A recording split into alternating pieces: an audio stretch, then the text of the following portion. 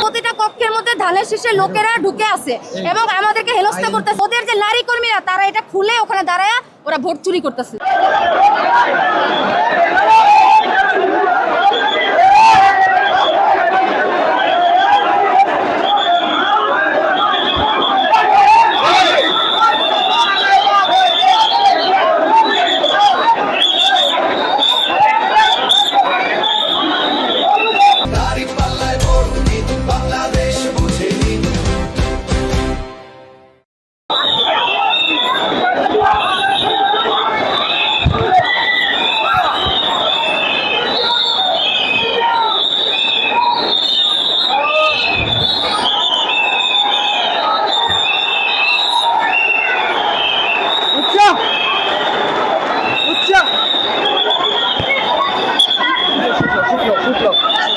আমি শুধু দেখতে চাচ্ছিলাম সুষ্ঠু নির্বাচন হচ্ছে নাকি, এটার জন্য আমি উপরে গেছিলাম চারতলাতে।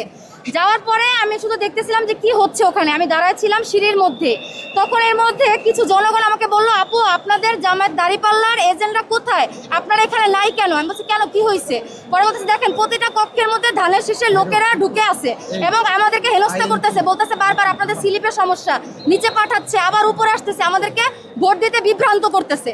তখন আমি বলছি আপনাদের কাছে কোনো ডকুমেন্ট আছে? বলে হ্যাঁ আছে, একটা ভিডিও আছে আমার কাছে।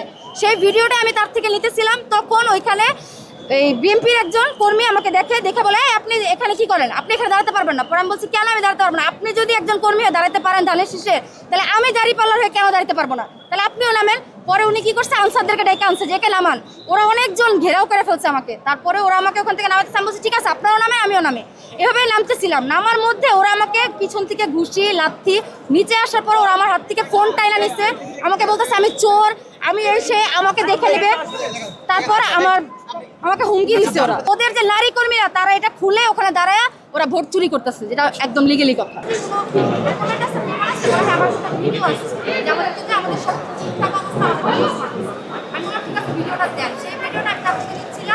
এমন অবস্থায় একজন বিএনপি কর্মী সে আমাকে দেখে বলে যে আপনি দাঁড়িপাল্লা কর্মী এখানে কি করেন, আপনি যাবেন? আপনি কি বলেন, আপনি যদি একজন কর্মী করতে পারেন আমি কেন? ঠিক আছে তাহলে দুজনই নামে। ওরা আনসারটা বলছে আপনারা কি করতে পারবেন না, নিচে নেবেন। তখন আমরা সবাই নামতেছি, ওনারা নামতেছে আমিও নামতেছি, ঠিক আছে আপনিও আসেন।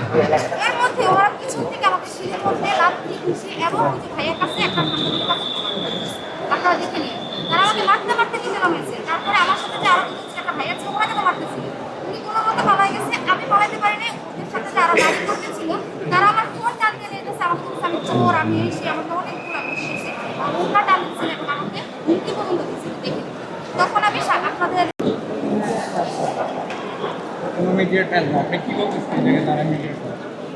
সরাসরি হামলার ভিডিও দেখতেছেন না, তাহলে আপনি এটাকে কি বলতেছেন?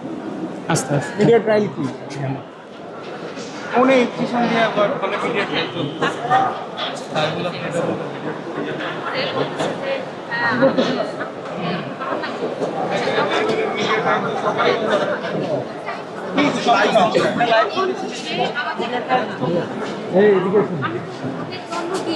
ভাই ওনার সাংবাদিক কিনা হাতরামি করতেছেন, আবার লাইভ দিচ্ছেন।